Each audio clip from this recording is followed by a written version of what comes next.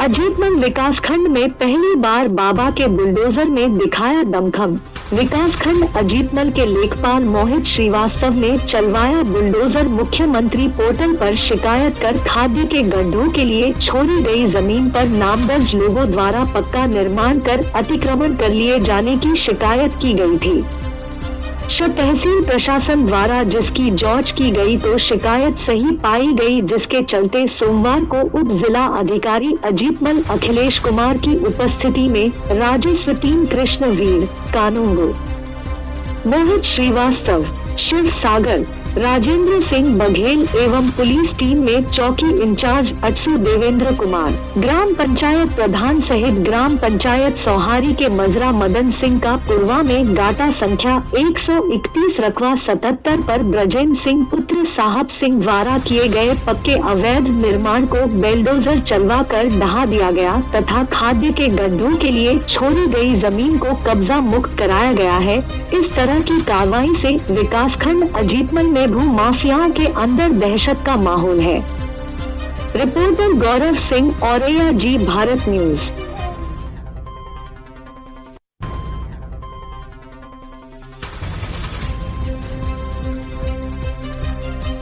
जनता महाविद्यालय में एक कार्यक्रम आयोजित कर छात्र छात्राओं को टैबलेट एवं स्मार्टफोन वितरण किए गए।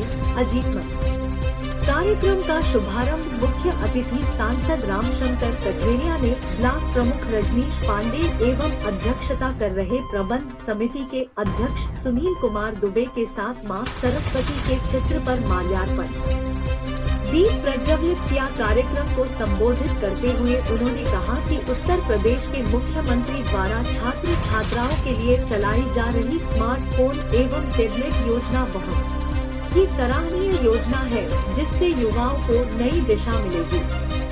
रिपोर्टर गौरव सिंह, औरैया जी, भारत न्यूज।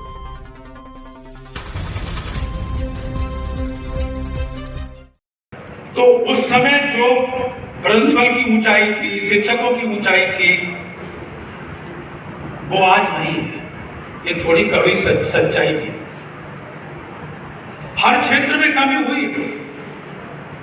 साहित्य के क्षेत्र में हम कितने नाम पढ़ते हैं, आज नहीं।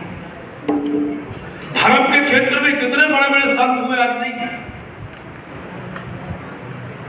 कि आज हमारी सोच भी बदली है और हमारे पास संसाधनों ने हमारी साधना को समाप्त कर दिया है। और यह अवस्था हमारी साधना की है, संसाधनों की नहीं। ये लैपटॉप आपको मिलेगा, इस लैपटॉप का आप सदुपयोग करेंगे कि दुरुपयोग करेंगे, आप पर डिपेंड।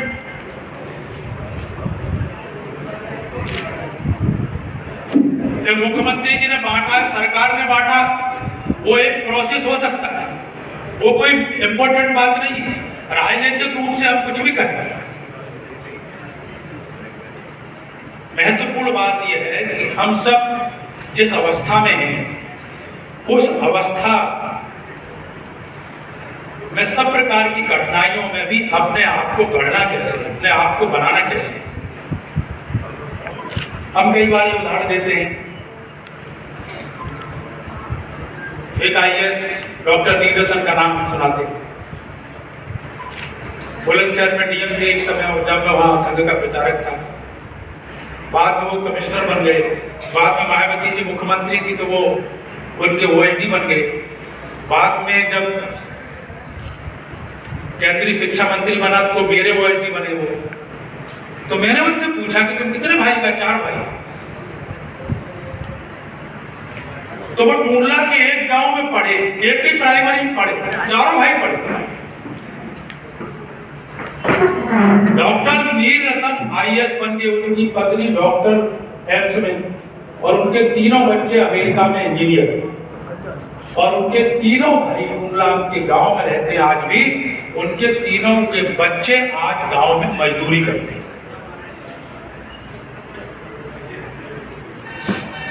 ये अब भेद क्यों हो गया, अंतर क्यों आया?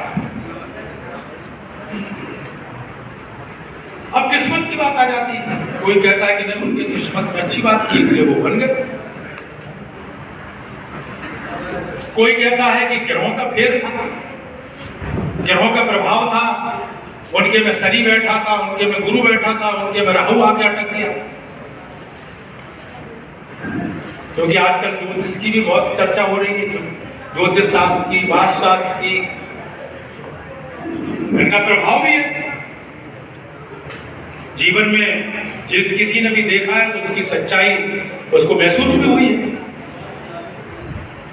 लेकिन इन सब बातों की चर्चा न करते हुए आप सब बच्चों से मेरी अपील है कि देश की, समाज की और खास करके आपके माता पिता की आपसे बहुत उम्मीद है,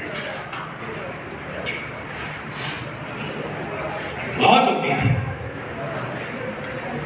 माता पिता की जिंदगी उसके संसाधनों में खुशी नहीं है। माता पिता की अपने बच्चों की, अपनी संतान की जिंदगी कैसी है, उस पर उसकी जिंदगी डिपेंड करती है कि वो सुखी है कि दुखी है। और इसलिए जितने भी दुनिया में महापुरुष बने हैं, बड़े बने हैं, केवल संकल्प शक्ति है और कुछ है ही नहीं। हम लोग भी बने हैं तो अपने आप को कुछ संकल्प तय किया, उसके रास्ता तय किया, उसके आगे बढ़े। कठिनाइयां आई तो उसकी चिंता नहीं की, आगे बढ़े, क्योंकि भगवान ने हमें बनाया है, हमारे पास बुद्धि दी है, स्वस्थ शरीर दिया है, इसलिए हम कुछ भी कर सकते हैं। और ये कुछ कर सकते हैं तो ये संकल्प शक्ति का निर्माण करना, जिसने भी सीखा है, जिसने जो चाहा है वो बन गया है। आजकल तो हम बहुत देखते हैं कि हमारी बहनें, हमारी बेटियां IAS सिविल सर्विस में बहुत निकल रही, कोई जॉब कर रहा है, किसी की दूसरा नंबर है, किसी का तीसरा नंबर है। इसमें कोई पैसे वाला और गरीब का भेद नहीं है यहाँ।